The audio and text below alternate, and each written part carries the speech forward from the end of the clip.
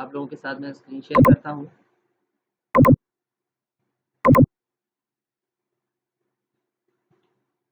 الحمدللہ والصلاة والسلام علی رسول اللہ. السلام علیکم ورحمۃ اللہ وبرکاتہ. جی اسکرین شیئر ہو گئی ہے جی آپ لوگوں کے ساتھ.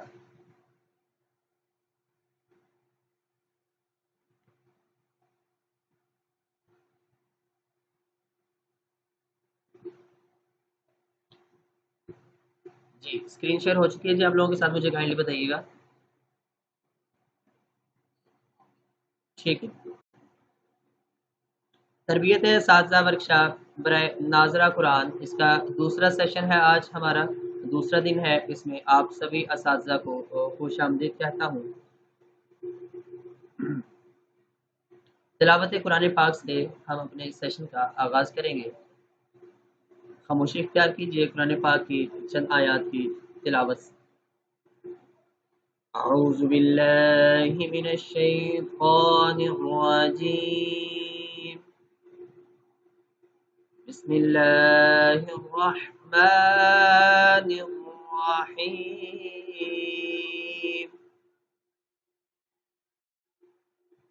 قل هو اللہ احد اللہ الصمد لم يلد ولم يولد ولم يكن له كفوا أحد. صدق اللہ العظیم.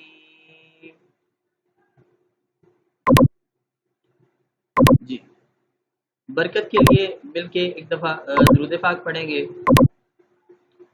اللہم صلی علی سیدنا مولانا محمد وعلی آل سیدنا و مولانا محمد مبارک وسلم وسلم علیہ. جی آج کا سیشن شروع کرنے سے پہلے میں ایک وضاحت کرنا ضروری سمجھتا ہوں کہ ہم یہ تو جانتے ہیں کہ قرآن مجید کو کیسے پڑھنا ہے، لیکن اسے پڑھنے کا صحیح طریقہ یعنی تجوید کے ساتھ پڑھنا نہیں جانتے. آج کے اس سیشن میں ہم کچھ سوالات کے جوابات جانیں گے، جیسے کہ علم التجوید کیا ہے، اس کا سیکھنا کیوں ضروری ہے، کیا تجوید سیکھے بغیر تلاوت قرآن کا حق ادا ہو سکتا ہے، کیا ناظرہ سیکھنے کے بعد بھی تجوید سیکھنے کی ضرورت ہوگی. آخری سوال اس لیے کہ ہم تقریباً سبھی لوگ جتنے بھی لوگ ہیں ناظرہ پڑھنا جانتے ہیں. تو سوال اس لیے ہے کہ ناظرہ سیکھنے کے بعد بھی تجوید کا سیکھنا ضروری ہے. تو یہ کچھ سوالات ہیں جن کا جواب ہم آج کے سیشن میں جاننے کی کوشش کریں گے. دیکھیں تجوید کا لفظی ترجمہ ہے عمدہ کرنا، اچھا کرنا. تجوید کا لفظی معنی کیا ہے جی؟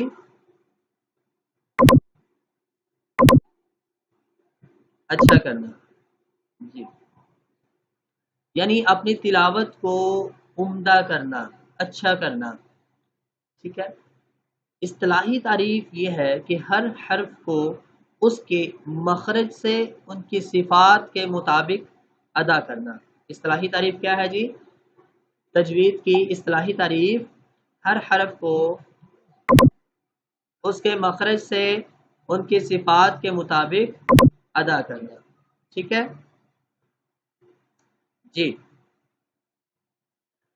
اچھا اگر تجوید کی تعریف ہم ایک لائن میں کرنا چاہیں تو وہ اس طرح سے ہوگی کہ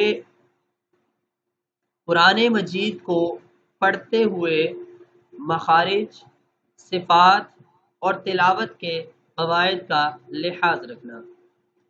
قرآن مجید کو پڑھتے ہوئے مخارج، صفات اور تلاوت کے قواعد کا لحاظ رکھنا یہ تجوید ہے. اچھا سوال میں پہلے وہ لوگ جانتے ہوں گے کہ جنہوں نے فزیکل ٹریننگ اٹینڈ کی ہے میری، آج آن لائن ٹریننگ میں بھی میرے ساتھ شامل ہیں. کہ میں اکثر یہ سوال کیا کرتا ہوں کہ جیسے ہر علم کا ایک مرکز ہوتا ہے، ہر علم جو ہے وہ کسی خاص ٹاپک کے بارے میں ہوتا ہے. جیسے کیمسٹری ہے تو یہ کیمیائی مادوں کے بارے میں ہے پورا علم. علم ریاضی ہے تو گنتی کے اعداد و شمار کے بارے میں ہے یہ علم.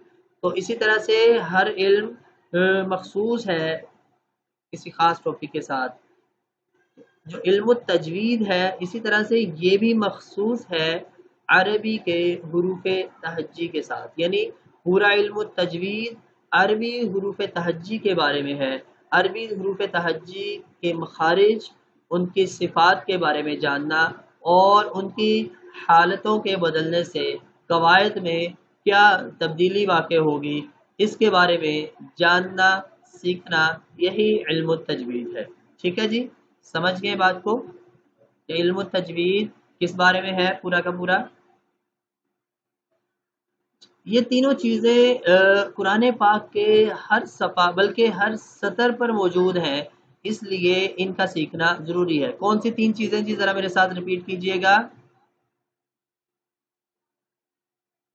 جی بالکل، عربی حروف کے مخارج، نمبر 2 ان کی صفات، اور نمبر 3 تلاوت کے قواعد. ٹھیک ہے جی، تلاوت کے قواعد. جی بالکل. اچھا، اس کی اہمیت کیا ہے ذرا اس پہ تھوڑا سا ہم جاننے کی کوشش کرتے ہیں. رسول اللہ صلی اللہ علیہ وآلہ وسلم کا فرمان ہے، جو شخص قرآن کو خوش الحانی سے نہ پڑھے وہ ہم میں سے نہیں ہے. دیکھیے، اس آقا علیہ الصلوۃ والسلام کی اس حدیث مبارکہ کو سمجھنے کی تھوڑی ضرورت ہے کہ ہم یہ جاننے کی کوشش کریں کہ آقا علیہ الصلوۃ والسلام نے یہ کلمات کیوں ارشاد فرمائے. کیونکہ آقا علیہ الصلوۃ والسلام کا مزاج مبارک تو رحمت والا، شفقت والا ہے. آقا علیہ الصلوۃ والسلام تو رحمت للعالمین ہے.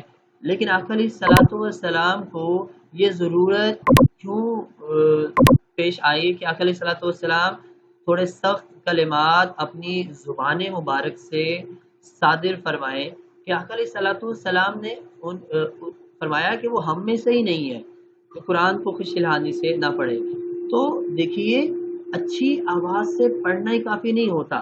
اگر آپ کے حروف کے مخارج صحیح نہ ہوں، حروف کی صفات درست نہ ہو، یا تجوید کے قواعد میں آپ سے غلطیاں ہوں تو خوش الحانی کیسے آئے گی. اس لیے تجوید سیکھے بغیر قرآن پاک کی تلاوت کرنے سے بعض اوقات ایسی غلطیاں ہم سے ہو جاتی ہیں کہ معنی بالکل بدل جاتا ہے.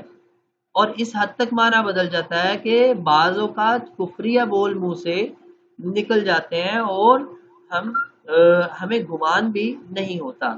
اس بات کو میں تھوڑا سا سمجھانے کی کوشش کرتا ہوں کچھ مثالوں کے ذریعے سے. کہ ایک مثال ہے کہ اگر ہم مخارج کا لحاظ نہ رکھیں، یہ بار بار مجھے اسکرین شیئرنگ سے واپس جانا پڑتا ہے کیونکہ لوگ درمیان میں جوائن کر رہے ہوتے ہیں. جی، تو انشاءاللہ کل. جی کیا کہہ رہے ہیں آپ؟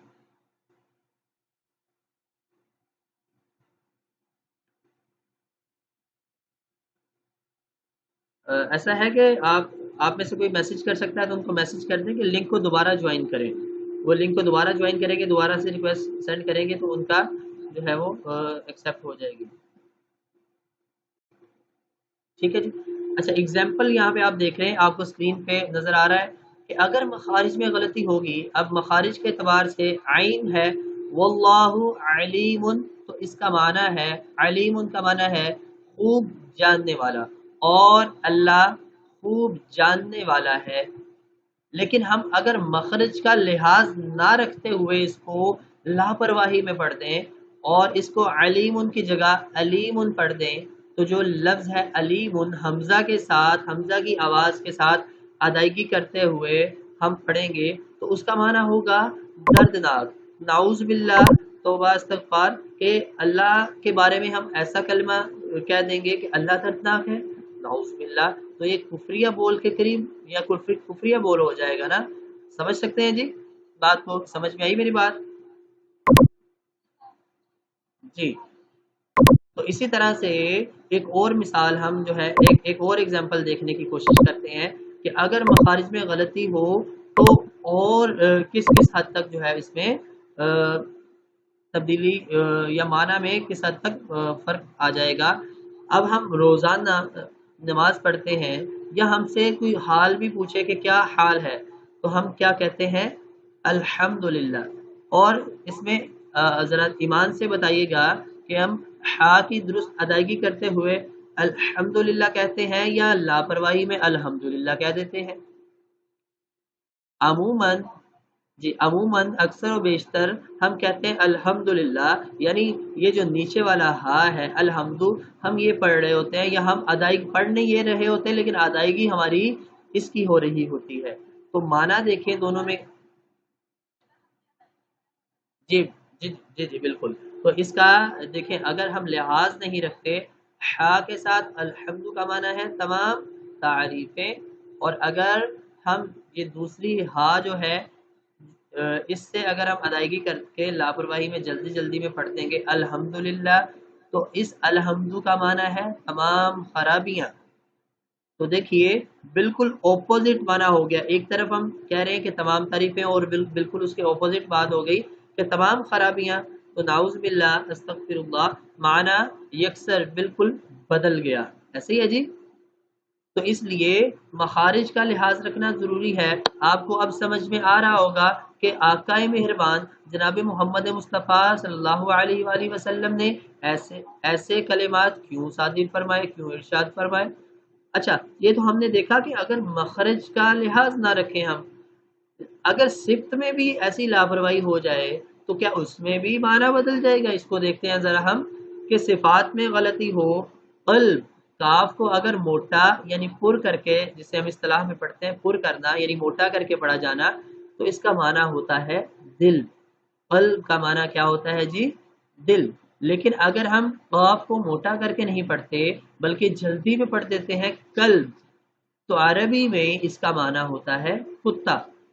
तो माना बिल्कुल बदल गया, जान ही निकल गई माना की। अस्तगफिरुल्लाह। अच्छा, एक और एग्जांपल देखते हैं। चले, हम सूरह इखलास पढ़ते हैं, जैसे कि मैंने आज तिलावत की, तो सूरह इखलास में सबसे पहला लफ्ज है उल। उल, ठीक है, उल हुवल्लाह। तो उल का माना है कहो, कह दीजिए, कहिए, ठीक है ना। लेकिन अगर हम इसको जल्दी में सिफ्त का लिहाज ना रखते हुए नरमी से पढ़ दें, मोटा ना करें, बारीक पढ़ दें, कुल। कुल, तो कुल का माना होता है खाओ। आकला या कुलू के वजन पर है ये कुल, तो उसका माना क्या होगा? खाओ। एक जगह पे कहा जा रहा है कि कहिए, फरमाइए, इरशाद कीजिए, और दूसरी जगह पे कहा जा रहा है कि खाइए, खाओ। तो माना बदल गया ना, बिल्कुल उसका मफहूम ही बदल गया। ऐसे ही अगर हम तजवीद के कवायद में गलतियां करें, जैसे कि खलकना, तो ये यहाँ पे मुतकल्लम का सीगा है, हमने पैदा किया। खलकना, हमने पैदा किया। लेकिन अगर हम इसको लंबा ना करें, ना को मुख्तसर पढ़ दें जल्दी में, लापरवाही और कोताही में, खलकना, तो उसका माना होगा उन औरतों ने पैदा किया।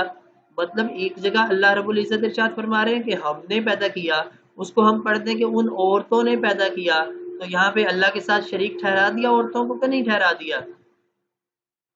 कलमा कुफ्र तक बात चली गई।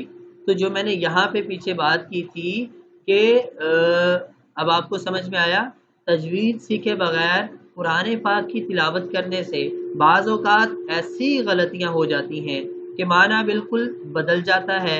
इस हद तक बदल जाता है कि बाज़ औक़ात कुफ्रिया बोल मुँह से निकल जाते हैं। इसी वजह से आकाए मेहरबान जनाब मोहम्मद मुस्तफ़ा सल्लल्लाहु अलैहि वसल्लम ने फरमाया, जो शख्स कुरान को खुशलहानी से ना पढ़े वो हम में से नहीं है। तो हम कोशिश करेंगे कि कुरान पाक को उसकी पूरी रूह के साथ कुरान पाक पढ़ने का पूरा हक अदा करते हुए पढ़ें। अच्छा, तिलावत करने के दौरान हमसे गलतियां क्यों सरजद होती हैं? اس کی وجہ جاننے کی کوشش کرتے ہیں، اس کی کچھ جو عمومی وجوہات ہیں وہ یہ ہے کہ یا تو ہم نے صحیح طریقے سے سیکھا نہیں ہے یا ٹھیک طریقے سے سکھایا نہیں گیا، یعنی کہ ہماری مادری، اور کچھ یہ کہ مادری زبان، جیسے ہماری مادری زبان اردو ہے، اس کا اثر ہے، ہم نے اپنی مادری زبان کے لہجے میں اپنی مادری زبان کی طرح ہی قرآن پاک کو پڑھنا سیکھ لیا، ٹھیک ہے، تجوید کے بارے میں پتہ ہی نہیں چل سکا، تجوید کے قواعد کو سیکھا ہی نہیں، تجوید کو جانا ہی نہیں، اس لیے تلاوت کے دوران ہم سے ایسی غلطیاں سرزد ہو جاتی ہیں۔ دیکھیے، اردو میں حروف کو ایک جیسا پڑھ دیا جاتا ہے، ایک ہی جیسا، ایک ہی مخرج سے ادا کر دیا جاتا ہے مختلف حروف کو، جیسے زیادہ، ذلیل، ظالم، ضعیف، ٹھیک ہے نا۔ اب دیکھیں، 4 الگ الگ حروف ہیں، ایک ہی مخرج سے ایک ہی جیسی آواز کے ساتھ ہم نے ادا کر دیا، ان کو ایک ہی جیسا بول دیا، ایک ہی جیسا پڑھ دیا، لیکن عربی میں ایسا نہیں ہے۔ عربی میں ہر حرف کا مخرج الگ ہے، جیسے ایک لفظ ہے زل، تو اس کا معنی ہے، اس کا مطلب ہے پھسل گیا، ایسے ہی زا سے معنی بنے گا پھسل گیا، لیکن زال، زال، اس کو ہم دوسرے مخرج سے پڑھیں گے زل، اس کا معنی ہوگا ذلیل ہوا۔ اسی طرح سے غو، اس کو ہم الگ مخرج سے پڑھیں گے تو اس کا معنی ہوگا غل، سایہ۔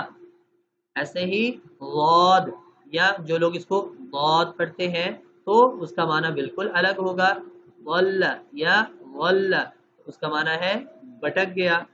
سمجھ رہے ہیں جی بات کو؟ تو عربی میں ہر حرف کا الگ مخرج ہے، اور اس کے مخرج کے بدلنے سے معنی بدل جائے گا، لیکن اردو میں کیا ہے، اردو میں ہم حروف کو ایک ہی جیسا پرناؤنس کر دیتے ہیں، ایک ہی جیسا ادا کر دیتے ہیں۔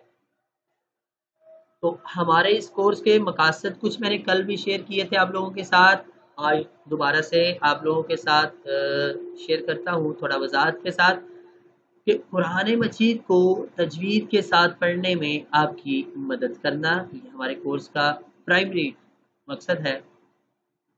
تجوید کے بنیادی قواعد، ان کی اہمیت بتاتے ہوئے سکھانا، ساتھ ہی یہ بتانے کی کوشش کرنا کہ یہ قواعد کیوں اہم ہیں۔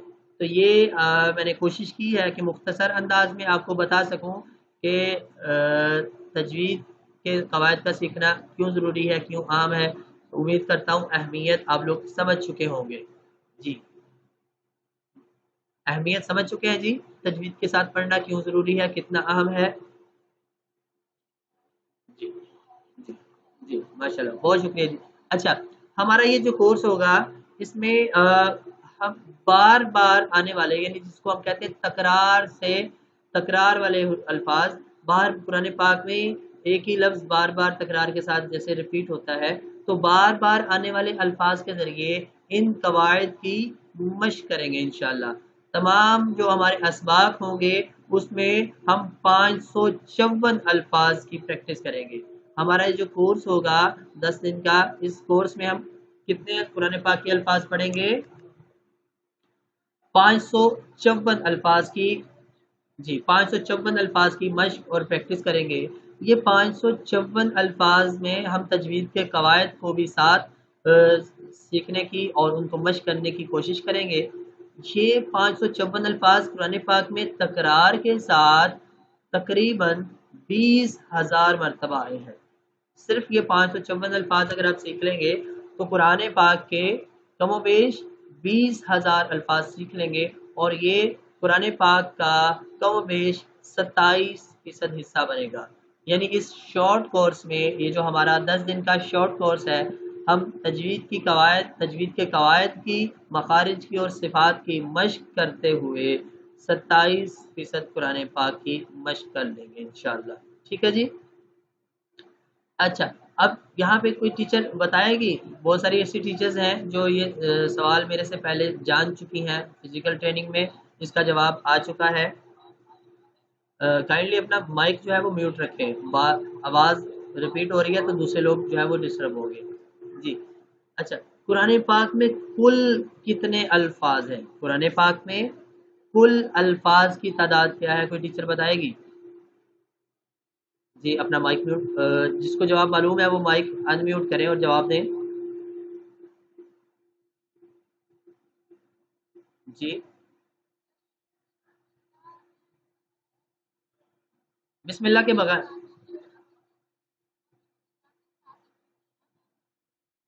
نہیں نہیں میم، وہ آیات بتا رہے ہیں آپ، میں نے آیات کی تعداد نہیں پوچھی، میں نے پوچھا ہے کہ الفاظ کتنے ہیں قرآن پاک میں؟ جی ماشاء اللہ، بہت بہت بہت خوب، صحیح جواب ہے جی آپ کا۔ مائک میوٹ کر لیں اپنا۔ قرآن پاک میں کل، مائک کائنڈلی اپنا میوٹ کر لیں، کسی کا مائک آن ہے۔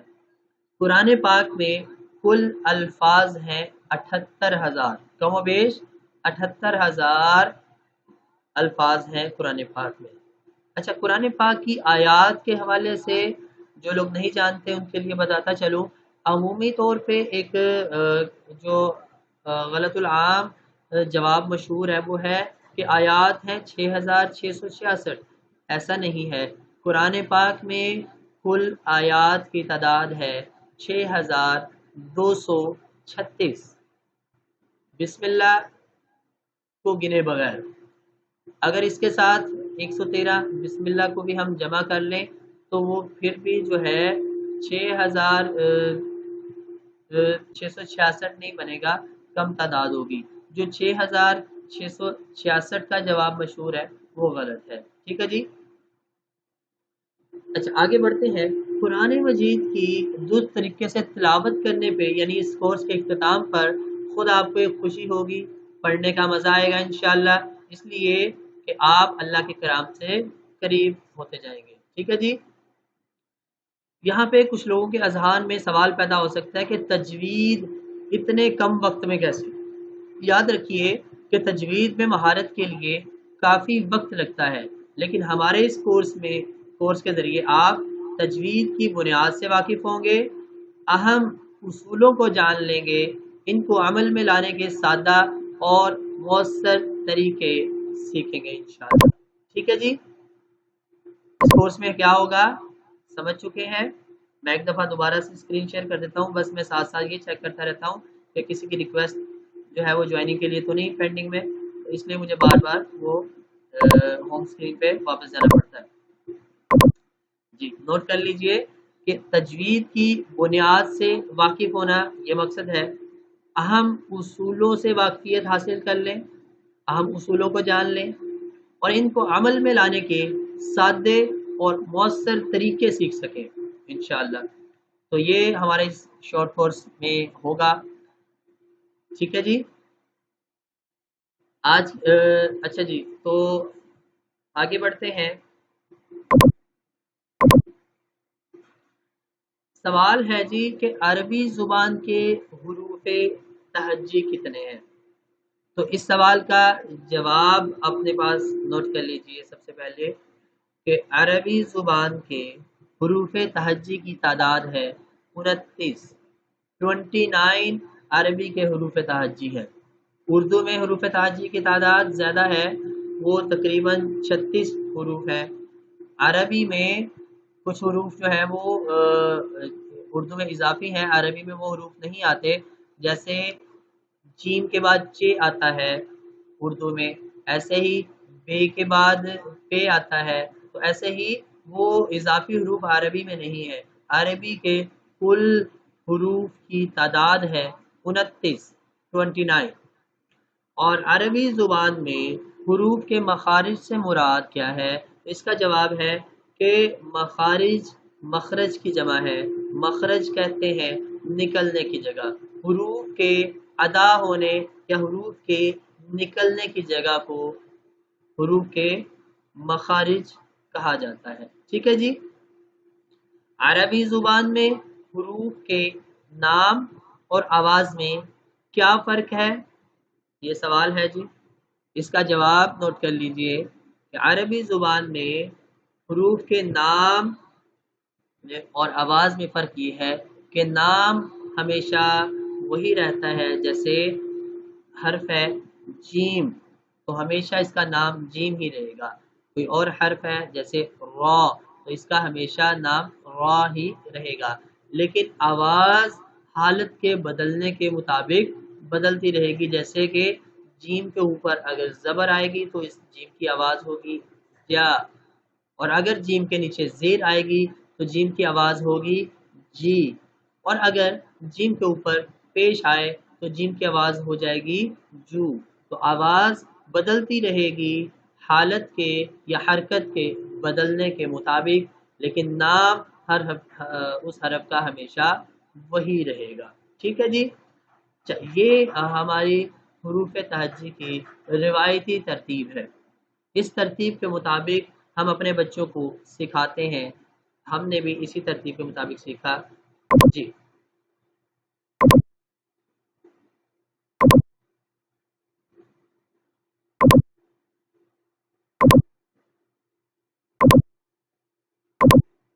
اچھا، اس ترتیب کو ذرا غور سے دیکھیے. میں اکثر اپنی تمام ٹریننگز میں یہ سوال کیا کرتا ہوں حروف تہجی کو وضاحت کے ساتھ سمجھانے اور بیان کرنے کے لیے کہ اس ترتیب میں الف سب سے پہلے ہے. تو الف سب سے پہلے کیوں ہے؟ الف کی جگہ کوئی اور حرف بھی ہو سکتا تھا، جیسے کہ الف کی جگہ پہلے واو آ سکتا تھا، الف کی جگہ پہلے سین آ سکتا تھا، یا سب سے پہلے الف اکیلا لکھا گیا ہے تو الف کی جگہ سب سے پہلے لکھا جاتا با تا سا، الف کو آخر میں کہیں پہ ایڈجسٹ کر دیا جاتا. ٹھیک ہے، یا پہلے جیم ہا خا. جی میں جانتا ہوں. جی جی ٹھیک ہے. ایک منٹ میں آپ کو موقع دیتا ہوں اپنا مائک ذرا میوٹ رکھ کے. اچھا میم،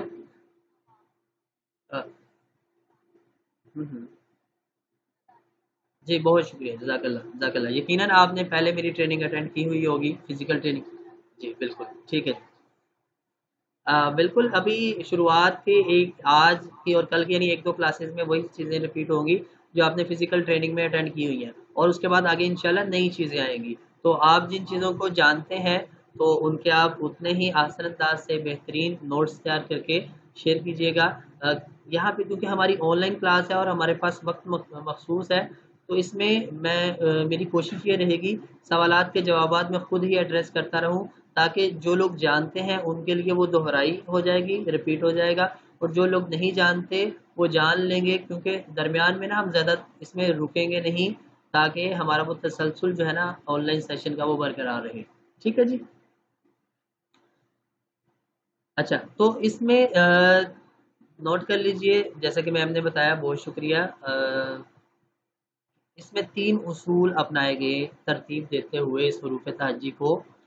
کہ سب سے پہلا اصول تھا کہ اس کو آسان سے مشکل کی طرف لے جایا جائے. پہلے آسان حروف سکھائے جائیں اور آخر میں بتدریج مشکل حروف کی طرف جایا جائے. آسان سے مشکل کی طرف. اور نمبر 2 دوسرا اصول تھا شکلوں کے اعتبار سے ان کو ترتیب دیا گیا ہے. شکلوں کے اعتبار سے ایک جیسے حروف کو اکٹھا کیا گیا ہے. نمبر 3 اس میں تعداد کا لحاظ رکھا گیا ہے کہ تعداد میں جو حروف ایک جیسی شکل کے زیادہ ہیں ان کو پہلے رکھا گیا ہے حروف تہجی میں، اور پھر بتدریج جیسے تعداد کم ہوتی جا رہی ہے حروف کو اس طرح سے ترتیب دیا گیا ہے. ان 3 اصولوں کے مطابق یہ حروف تہجی اس کی تشکیل ہوئی ہے. ٹھیک ہے جی. یعنی کہ اس پوری حروف تہجی کا اگر ہم بغور جائزہ لیں تو ہمیں معلوم ہوگا الف پوری حروف تہجی میں ایسا حرف ہے جس کو لکھنا سب سے زیادہ آسان ہے. ایک اور چیز یہاں پہ نوٹ کر لیجئے کہ حروف تہجی کی یہ جو روایتی ترتیب ہے، یہ لکھنا اور لکھی ہوئی عبارت کو پڑھنا، یعنی لکھنا اور پڑھنا سکھانے کے لیے بہترین اور آئیڈیل قسم کی ترتیب ہے. اس ترتیب کے مطابق ہم بچوں کو لکھنا اور پڑھنا بہتر انداز میں سکھا سکتے ہیں. ٹھیک ہے جی. تو اس ترتیب میں سب سے پہلے الف ہے. الف کو لکھنا بہت آسان ہے، پوری حروف تہجی میں اتنا آسان حرف اور کوئی بھی دوسرا نہیں ہے. ایسا ہی ہے جی. تو اس لیے الف کو سب سے پہلے رکھا گیا. اس کے بعد کچھ اور حروف موجود ہیں جو کہ الف سے مشابہت رکھتے ہیں یا ملتے جلتے ہیں، یا الف کے بعد تھوڑے سے مشکل ہیں، زیادہ مشکل نہیں ہے. مثال کے طور پہ لام ہے یا میم ہے، جو کہ الف سے کچھ حد تک مشابہت رکھتے ہیں یا ملتے جلتے ہیں، الف سے تھوڑے سے مشکل ہیں. تو الف کے بعد ان حروف کو اس لیے نہیں لیا گیا کہ ایک باقی جو اصول تھے یہ ان اصولوں میں پورا نہیں اتر رہے تھے کہ شکلوں کے اعتبار سے ایک جیسے زیادہ حروف. تو شکلوں کے اعتبار سے ایک جیسے زیادہ حروف ہمارے پاس دو گروپس کی شکل میں موجود ہیں. پہلا گروپ ہے با، تا اور سا کا، اور دوسرا گروپ ہے جیم، ہا اور خا کا. تعداد کے لحاظ سے زیادہ ہیں، شکلوں کے اعتبار سے ایک جیسے ہیں. باقی تمام حروف جو ہیں وہ شکلوں کے اعتبار سے ایک جیسے حروف موجود ہیں لیکن کم ہیں پھر تعداد میں. اب ان دونوں حروف، دونوں جو گروپس ہیں، ان کا اگر ہم موازنہ کریں تو ہمیں معلوم ہوگا کہ با جو ہے وہ نسبتاً آسان ہے، جیم کی نسبت آسان ہے لکھنے میں. اس لیے با کے گروپ کو پہلے موقع دیا گیا، اس کو پہلے رکھا گیا. ترتیب میں الف کے بعد با، تھا، سا یہ ترتیب دیا گیا، اور اس کے بعد جیم، ہا، خا کی باری آئی. ٹھیک ہے. اس کے بعد پھر مزید دیکھا گیا کہ اب ایک جیسی شکلوں والے تعداد کے لحاظ سے جو ہے وہ ایک جیسے حروف زیادہ کون سے ہیں. تو دال، زال سے شروع کیا گیا، عین، غین تک. یہ ہمارے پاس یہاں پہ 6 گروپس بنے. 6 گروپس ایسے ہیں جو تعداد کے لحاظ سے ایک جیسے ہیں. اب ان میں دیکھا گیا کہ آسان سب سے زیادہ لکھنے میں کون سے ہیں، تو وہ یقیناً دال اور زال کا گروپ تھا، تو پہلے وہ رکھا گیا، اور اسی طرح سے ترتیب چلتی گئی. اور آخر میں وہ حروف جو علیحدہ علیحدہ ہیں، تعداد میں کم ہیں، اور ان میں بھی یہی 3 اصول پیش نظر رہے کہ جیسے با سب سے پہلے سیکھا تھا تو بعض کے ساتھ ملتی جلتی شکل فا کی وہ سب سے پہلے رکھی گئی. تو اسی طرح سے 3 اصولوں کو اپنایا گیا. سب سے پہلا اصول تھا آسان سے مشکل کی طرف، دوسرا اصول تھا کہ شکلوں کے اعتبار سے، اور تیسرا اصول تھا تعداد کے لحاظ سے. اس طرح سے حروف تہجی کی یہ روایتی ترتیب بنائی گئی. ٹھیک ہے جی. اچھا، یہاں پہ ہمارے پاس جدید ریسرچ اور تحقیق کے بعد حروف تہجی کی ایک صوتی ترتیب جو ہے وہ دستیاب ہے، وہ موجود ہے. یہ صوتی ترتیب بھی 3 اصولوں پہ مشتمل ہے. وہ 3 اصول وہی ہیں جو روایتی ترتیب میں تھے، بس جہاں پہ شکلوں کے اعتبار سے اصول تھا اس اصول کو تھوڑا سا تبدیل کیا گیا مخارج کے اعتبار سے. ٹھیک ہے. مطلب پہلا اصول اس میں بھی وہی رہے گا، آسان سے مشکل کی طرف. دوسرا اصول ہوگا مخارج کے لحاظ سے یا مخارج کے اعتبار سے، اور تیسرا اصول ہوگا تعداد کے لحاظ سے. تو اس میں سب سے پہلا ہمارا تمام مخارج چونکہ ہمارے منہ میں ہے، اور ہمارے منہ کا آغاز ہوتا ہے ہمارے ہونٹوں سے، ابتدا ہمارے ہونٹوں سے ہوتی ہے. تو ہونٹوں سے پڑھے جانے والے حروف یعنی سب سے پہلے مخرج سے ادا ہونے والے حروف، پہلے ان کو ترتیب دیا گیا، میم، با، واو اور فا. اس کے بعد زبان کی نوک سے پڑھے جانے والے 12 حروف ہیں، ان کو ترتیب وائز رکھا گیا. اس کے بعد 3 حروف ہیں، جیم، شین اور یا، جو زبان کے سینٹر یعنی زبان کے درمیان سے پڑھے جاتے ہیں. اور اس کے بعد 3 حروف جو زبان کے کناروں سے پڑھے جاتے ہیں وہ ہے. اور آخر میں 6 حروف جو حلق سے ادا ہوتے ہیں.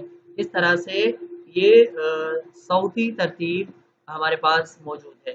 لیکن یہاں پہ ایک چھوٹی سی تبدیلی ہے، وہ یہ ہے کہ ہمارے پاس روایتی ترتیب میں حروف تہجی کی تعداد تھی 29، لیکن صوتی ترتیب میں حروف تہجی کی تعداد ہوگی 28.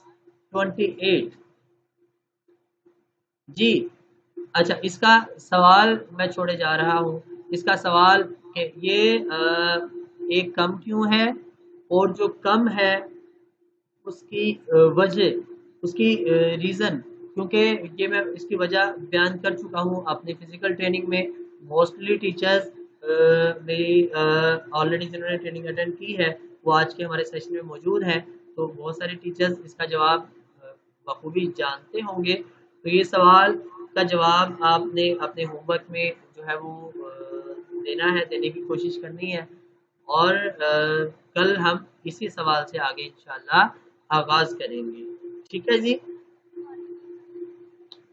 حروف تہجی کی روایتی ترتیب میں تعداد ہے 29، لیکن صوتی ترتیب میں تعداد ہے 28. ایک حرف کون سا کم ہوتا ہے اور کیوں کم ہوتا ہے، اس ایک حرف کو نکالنے کی وجہ کیا ہے؟ صوتی ترتیب میں اس ایک حرف کو کیوں شامل نہیں کیا گیا؟ ٹھیک ہے جی. دیکھیں دیکھیں یہ میں نے ہوم ورک کے لیے چھوڑ دیا ہے. سوال یہ آپ جب نوٹس بنائیں گے تو اس میں اس کا جواب دینے کی کوشش کریں، اور اسی سوال سے ہم اپنے کل کی جو ہے کلاس کا آغاز کریں گے. یہاں پہ ہماری آج کی کلاس کا وقت پورا ہوتا ہے. ٹھیک ہے. تو اب آج کی اس کلاس میں اب تک میں نے جتنی بات کی ہے، جتنی گفتگو کی ہے، اس میں آپ کا کوئی سوال ہے آپ کرنا چاہیں تو وہ کر لیں. جی.